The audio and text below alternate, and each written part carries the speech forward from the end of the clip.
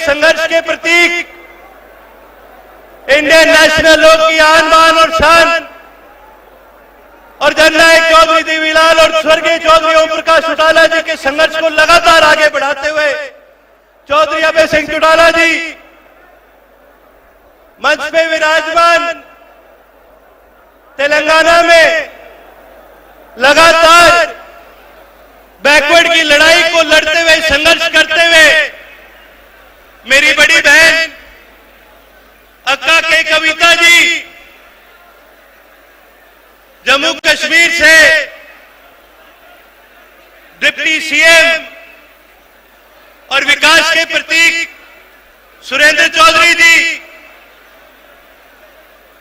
जननायक चौधरी देवीलाल के और लौह पुरुष चौधरी ओम प्रकाश चौटाला जी के संघर्ष के साथी प्रोफेसर संपत सिंह जी और साथ ही मंच पे विराजमान हमारे सभी आदरणीय नेतागण यहां पहुंचने पर आप सभी का हरियाणा के कोने कोने से आए सभी साथियों का मैं स्वागत करना चाहूंगा और साथ ही साथ मैं नमन करता हूं जननायक चौधरी देवीलाल को जिनको 16 साल की उम्र में स्वर्गीय सर छोटू राम जी ने आशीर्वाद देने का काम किया। साथियों मैं आपको वो किस्सा बताना चाहूंगा।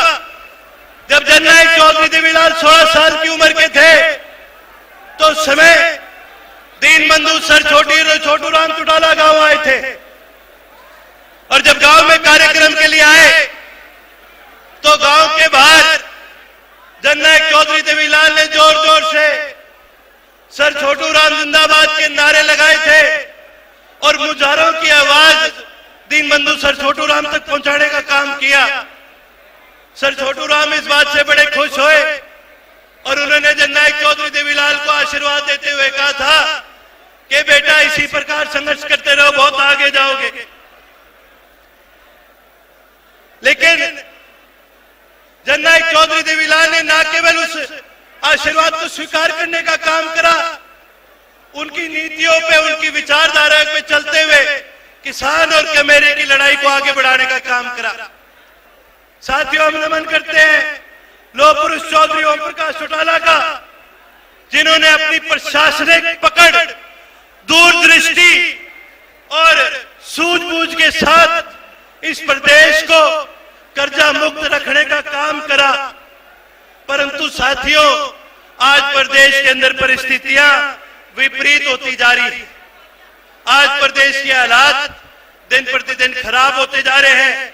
आज प्रदेश का युवा, आज प्रदेश की महिला, आज प्रदेश का व्यापारी, आज प्रदेश का कर्मचारी, आज कोई भी ऐसा वर्ग नहीं मिलेगा जो किसी भी प्रकार इस सरकार से संतुष्ट है। साथियों आज हमारे हरियाणा प्रदेश के अंदर एक बहुत बड़ी कमी महसूस होती है। कमी महसूस होती है जननायक चौधरी देवीलाल की विचारधारा की, कमी महसूस होती है तो चौधरी ओम प्रकाश चौटाला के संघर्ष की कमी महसूस होती है तो चौधरी अभय सिंह जी की गरजती आवाज विधानसभा में इसकी आज कमी हमें खनकती है। साथियों मैं आज आप सभी के आगे प्रदेश के मौजूदा जो हालात हैं वो रखने के काम करूंगा। प्रदेश के हालात दिन प्रतिदिन बद से बदतर होते जा रहे हैं और सबसे बुरे हालात यदि प्रदेश में किसी के हैं तो आज शिक्षा के। आज हमारे प्रदेश के अंदर 5000 से ज्यादा स्कूल बंद हो चुके हैं। पूरे भारत देश के अंदर 1 लाख से ज्यादा स्कूल बंद हो चुके हैं। साथियों जहां रोजगार की बात करते हैं तो आज बेरोजगारी चरम सीमा पर पहुंच चुकी है। एक समय था जब आपकी सरकार होया करती थी, आपकी खुद की सरकार होया करती थी, उस समय रोजगार हरियाणा के अंदर, रोजगार में हरियाणा रोजगार का प्रतीक होया करता था। लेकिन आज बेरोजगारी हमारी चरम सीमा पर पहुंच चुकी है। वहीं दूसरी तरफ आज किसान की बात करते हैं तो आज किसान पूरी तरह से सरकार ने परेशान करने का काम करा। ये सरकार तो कहा करती थी कि भाई तुम्हारी आमदनी दुगनी करने का काम करेंगे। दुगनी छोड़ो, आज इस सरकार के पास किसान को मुआवजे में देने के लिए पैसे नहीं। पूरे हरियाणा प्रदेश बाढ़ग्रस्त हो गया था। इसके बावजूद हरियाणा प्रदेश के किसानों को ये सरकार क्या देने का काम करती है? प्रति एकड़ मुआवजे के रूप में 6000 रुपए प्रति एकड़ देने का काम करती है। रे मोदी जी, अदानी के लिए, अंबानी के लिए, बड़े बड़े उद्योगपतियों के कर्जे माफ करने के लिए आपके पास 16.5 लाख करोड़ रुपए हैं।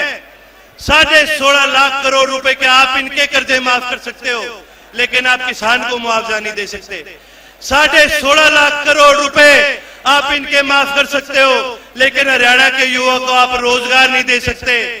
आपने जब मोदी जी की रैली हुई थी तब आपने प्रति किला एक एक किसान को 50-50 हजार रुपए देने का काम करा ताकि आपकी रैली सफल हो जाए। लेकिन जब किसान को मुआवजा देने की बात आती है तो आपके पास केवल और केवल 6,000 रुपए। साथियों, मैं आज कहना चाहूंगा कि किसान को ना केवल इन्होंने परेशान करा है, किसान को आज इन्होंने कतार में खड़ा करने का काम करा है। जब बीज चाहिए तो किसान को कतार में खड़ा होना पड़ता है, जब खाद चाहिए तो किसान को कतार में खड़ा होना पड़ता है, जब फसल कट जाती है, मंडी में बेचनी होती है, तब फिर किसान को कतार में खड़ा होना पड़ता है। और बीच का भी जो समय है, ये सरकार ऐसी है, पर्ची पर्ची की सरकार है। किसान को लगातार सरकार कतार में खड़ा करने का काम करती है। या तो पर्ची बनाओ, या आईडी बनाओ, या फिर पोर्टल पे चले जाओ। आज भी मैं शर्त मार के कहता हूं, किसी भी आम आदमी का बटुआ खोल के देख लियो, उसमें रुपये कम पाओगे और उसमें यो आईडी फालतू पाओगी। कभी फैमिली आईडी, कभी आधार कार्ड, कभी प्रमाण पत्र, कभी कह देंगे जी यो थारा प्रॉपर्टी आईडी। आज इतनी आइडिया बना चुके हैं जिसका कोई रुकना नहीं, और जितनी आइडिया है उतने इनके पोर्टल बनेंगे।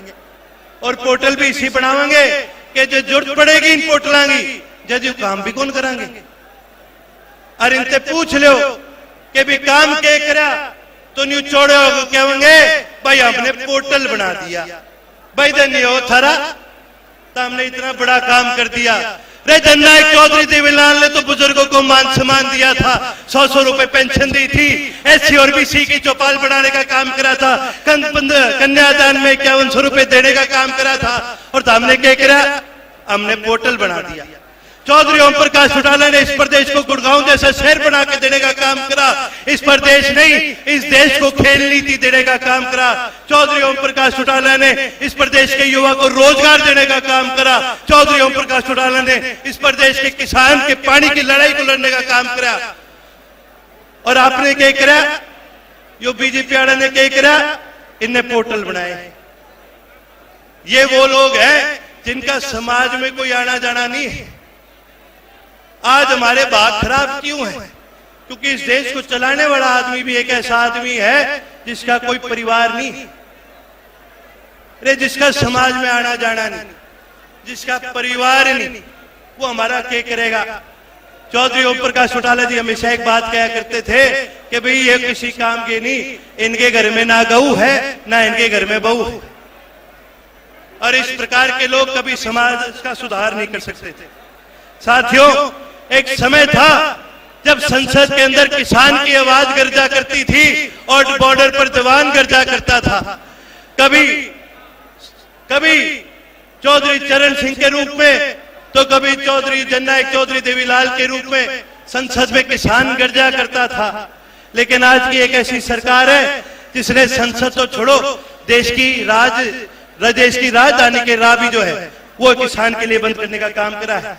जितनी सुरक्षा भारत पाकिस्तान के बॉर्डर पर नहीं लगती, उससे ज्यादा सुरक्षा, उससे ज्यादा बड़े बैरिकेड इन्होंने दिल्ली के चारों तरफ लगाने का काम करा ताकि इस देश का किसान गलती से दिल्ली ना पहुंच जाए। यह आज इस प्रदेश के और देश के हालात हो चुके हैं। साथियों, मैं आपके माध्यम से इस सरकार को याद दिलाना चाहूंगा, जो धर्म के नाम पर हमें बांटने का काम करती है, जो जात पात पे हमें बांटने का काम करती है, मैं उस सरकार को बताना चाहूंगा, हम रोहतक की धरती में है जहां स्वर्गीय दीनबंधु सर छोटू राम ने जन्म लिया था, जिनको दीनबंधु की उपाधि मुल्तान के दलितों और मुसलमानों ने देने का काम किया। सरदार पटेल को सरदार की उपाधि बड़ौली मूवमेंट के अंदर वहां के लोगों ने देने का काम किया। जननायक चौधरी देवीलाल को ताऊ की उपाधि रोहतक के लोगों ने देने का काम करा जब इस देश का उप प्रधानमंत्री बनाने का काम करा। उसी प्रकार आज हमारे देश के अंदर ऐसे लोगों की कमी है, आज ऐसे लोगों की जरूरत है। मैं तो कहता हूं सभी साथियों से आज इसी धरती पे खड़े होकर के हम भी एक संकल्प लेने का काम करते हैं कि चौधरी अभय सिंह चौटाला को मुख्यमंत्री की उपाधि देने का काम करेंगे, इस प्रदेश की बागडोर आपके हाथ में देने का काम करेंगे। क्योंकि हमने देख लिया चौधरी अभय सिंह जी, ये सरकार निकम्मी है, ये सरकार ना न्याय दिला सकती है, ना बेटियों को न्याय दिला सकती है, ना प्रशासन पे पकड़ बना सकती है। अरे मेरे को तो हंसी आती है, दिन प्रतिदिन हम यो मीडिया पे, फेसबुक पर, सोशल मीडिया पर देखते हैं, बड़े बड़े मंत्री आते हैं और आके क्या बात कहते हैं। जब जनता उनके आगे अपनी बात रखने का काम करती है तो ये कहने का काम करते हैं, भैया हमारी तो चाल है कौन है। रे जिस मंत्री की ना चाल है, जिस मुख्यमंत्री की ना चाल है, जिस सरकार की ना चाल है, फिर उस सरकार का फायदा के। हमें तो सरकार ऐसी चाहिए जैसी सरकार जननायक चौधरी देवीलाल की थी, जिसमें मंत्री की नहीं आम जनता की चला करती थी।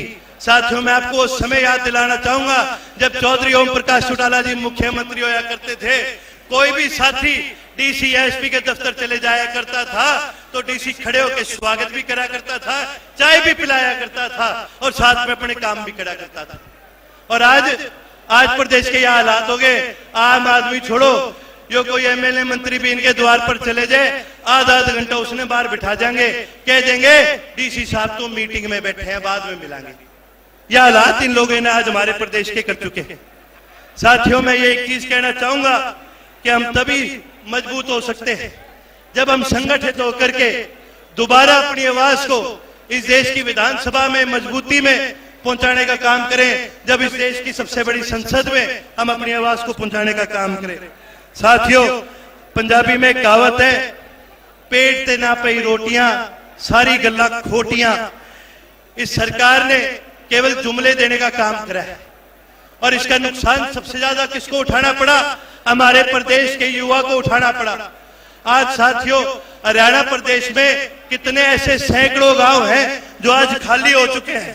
करनाल में गोलपुरा, जींद में दुराना, मोरखी, टालवा, कैथल में मोटोर, ये ऐसे गांव हैं जहां पर आपको युवा नहीं मिलेंगे।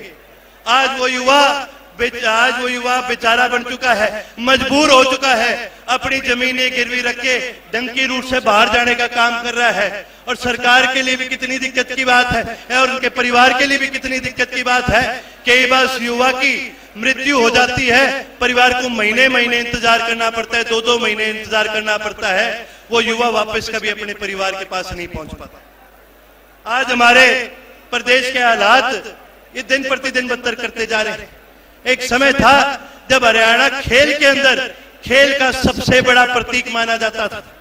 भाइयों, मैं आपको बताना चाहूंगा, कॉमनवेल्थ गेम में आज तक कुल मिला के भारत देश ने 560 मेडल जीते हैं और उन 560 मेडल में से हरियाणा प्रदेश के युवाओं ने, हमारी बहनों ने, हमारे भाइयों ने 163 मेडल जीतने का काम किया है। और तुलना करके बताना चाहूंगा कि गुजरात के खिलाड़ियों ने आज तक केवल 3 मेडल जीते हैं। अब आप सोचोगे ये बात क्यों बता रहा? ये बात इसलिए बता रहा कि थोड़े समय पहले देश के गृह मंत्री अमित शाह ने ऐलान करा था कि देश की खेल राजधानी अहमदाबाद को बनाया जाएगा। भाई यो भी ठीक है, बाला तो सबसे ज्यादा दूर मन लगे अमित शाह जी फेंकते होंगे, फिर तो सबसे तगड़ा पहलवान भी मन लगे यो अमित शाह होगा। खिलाड़ी सबसे मजबूत हरियाणा प्रदेश के, मेडल हम ले गया वहां, पहलवान मारे तगड़े, खिलाड़ी मारे तगड़े, और आप देश की खेल राजधानी बना रहे हो अहमदाबाद को। अरे खेल राजधानी बनानी है तो हरियाणा में लेके आओ, खेल राजधानी बनानी है तो रोहतक को बनाओ, जहां के पहलवान पूरी दुनिया में मशहूर। साथियों, ये सरकार तो देती है जुमले, ये बात करते हैं वन नेशन वन इलेक्शन, के एक ही बार में ये अपना कांटा फिट बिठाने की बात करें। अगर इन्हें बात करनी है तो वन नेशन वन एजुकेशन की बात करो, one nation one health care की बात करो। साथियों, राम मनोहर लोहिया जी एक बात क्या करते थे, वो कहते थे कि जब तक वन नेशन वन एजुकेशन नहीं होगा तब तक किसी भी प्रदेश का विकास नहीं हो सकता। और इस सरकार ने क्या करने का काम करा? वन नेशन वन एजुकेशन तो दूर की बात, इन्होंने तो स्कूल बंद करने का काम करा है। आज दुख की बात है, हरियाणा में सरकारी स्कूल कम है और सरकारी ठेके ज्यादा खुली है। आज दुख की बात है कि हरियाणा प्रदेश के अंदर आज जो सरकारी स्कूल है ना तो उनके अंदर मास्टर पाओगे, ना उनका ढांचा ऐसा पाओगा जहां पर बच्चे पढ़ सके। सरकार साथियों, मैं बताना चाहूंगा, डॉक्टर अंबेडकर हमेशा कहा करते थे कि शिक्षा ऐसा दूध है जो पिएगा वही दाढ़ेगा। लेकिन दुख की बात यह है कि सरकार ने साजिश के तहत हरियाणा प्रदेश के स्कूलों को कमजोर करने का काम करा है। अरे आज तो सारी दुनिया, कोई एआई की बात करे है, कोई मेटा की बात करता है, कोई चैट जीपीटी की बात करता है। आज दुनिया तो एआई की बात कर रही है, लेकिन ये सरकार हमें स्कूल में पढ़ाने की क्या बात कर रहे हैं? ये सरकार हमें स्कूल में बाल नरेंद्र पढ़ाने की बात कर रहे हैं। साथियों, मैं एक चीज बताना चाहूंगा, ये लोग इतिहास बदलने की कोशिश कर रहे हैं, लेकिन इनको आपके माध्यम से एक चीज बताना चाहूंगा, इतिहास वही रचते हैं जो संघर्ष करा करते हैं। इतिहास रचा था जननायक चौधरी देवीलाल ने, जब बुजुर्गों को पेंशन देने का काम करा। इतिहास रचा था स्वर्गीय लौह पुरुष चौधरी ओम प्रकाश चौटाला ने, जब सरकार आपके द्वार लाने का काम करा था। इतिहास रचा था चौधरी अभय सिंह चौटाला ने, जब इस भारत देश के इकलौते विधायक थे जिन्होंने किसान आंदोलन के अंदर अपना इस्तीफा देने का काम करा। साथियों, इतिहास दोबारा हम रचने का काम करेंगे जब इस मंच पर चौधरी अभय सिंह जी द्वारा इस भारतीय जनता पार्टी के अंत का आगाज करने का काम करेंगे। अंत में यही कहना चाहूंगा कि आप सभी भी इस संघर्ष में चौधरी अभय सिंह जी का साथ देने का काम करें। इसी बात के साथ मैं अपनी वाणी को विश्राम देने का काम करूंगा, लेकिन उससे पहले एक बार सभी साथियों से यह अनुरोध करूंगा कि सभी मिलकर मेरे साथ नारा जरूर लगाएं, ताकि तमाम दुनिया जो यहाँ तक नहीं पहुंच सकी, जो साथी देख रहे हैं, उन तक भी ये संदेश पहुंचे कि अब इस भारतीय जनता पार्टी के अंत का आगाज हो चुका है। अब किसान और कमेरे के संघर्ष की शुरुआत हो चुकी है। सभी साथी मिलकर मेरे साथ नारा लगाए, जननायक चौधरी देवीलाल अमर है, लौह पुरुष चौधरी ओम प्रकाश चौटाला अमर रहे, चौधरी अभय सिंह संघर्ष करो, हम तुम्हारे साथ हैं। चौधरी अभय सिंह संघर्ष करो, हम तुम्हारे साथ हैं। जय हिंद, जय हरियाणा।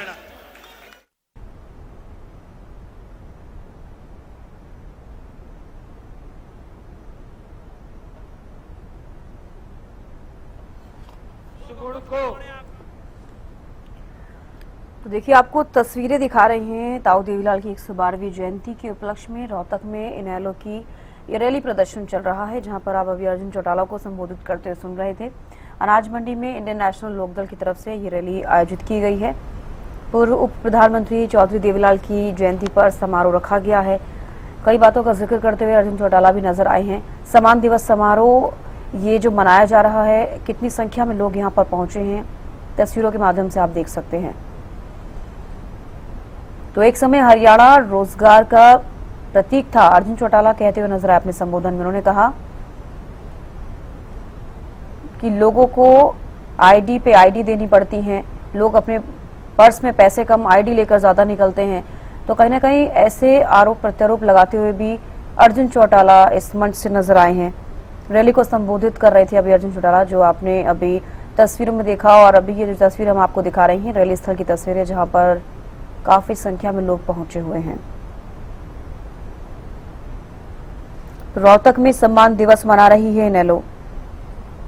पूर्व उप प्रधानमंत्री स्वर्गीय चौधरी देवीलाल की 112वीं जयंती आज मनाई जा रही है। इस मौके पर इनेलो ने हरियाणा के रोहतक में सम्मान दिवस समारोह आयोजित किया है और इस रैली के माध्यम से पार्टी अपना शक्ति प्रदर्शन करती हुई आज नजर आ रही है। इनेलो की तरफ से आज शक्ति प्रदर्शन किया जा रहा है और आप तमाम लोगों को देख पा रहे हैं रैली स्थल में।